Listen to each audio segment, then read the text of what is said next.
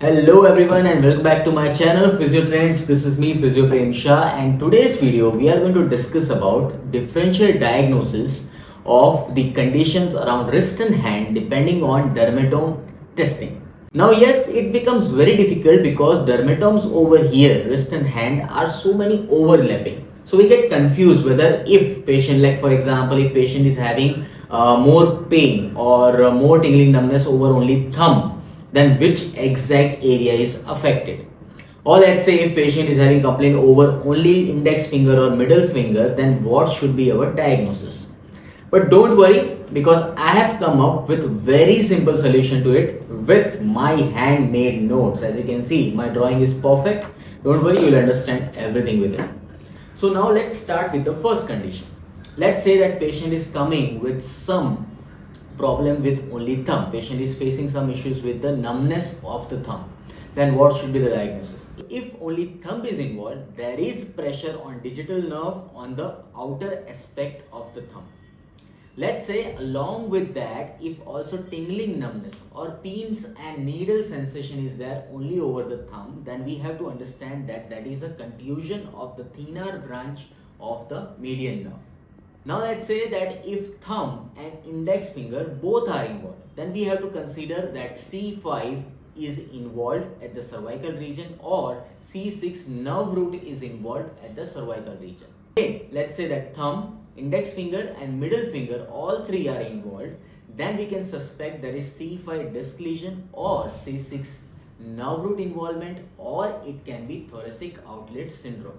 Now to figure out between whether patient is having thoracic outlet syndrome or C5 C6 nerve root involvement, we can perform Edson's test. If you want to find out or learn more about this test, you can check out this video, which is already available on my YouTube channel. Now let's suppose that patient is having complaints of tingling numbness over the thumb, index finger, middle finger and part of the ring finger on palmar aspect.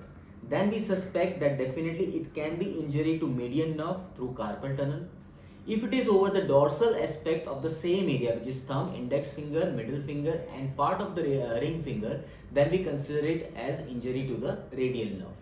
If patient is having only pain sensation over the thumb and middle finger, then we consider as there might be possibility of tumor in the humerus. If patient is complaining of pain, tingling, numbness over all four fingers of both the hands, then we can suspect that patient is having thoracic outlet syndrome.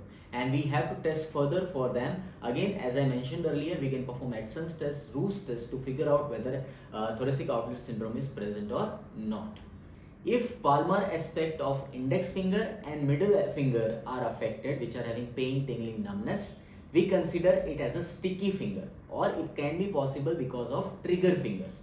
If it is happening over the dorsal part of the middle finger and index finger, it can be because of C6 disc lesion or C7 nerve root compression.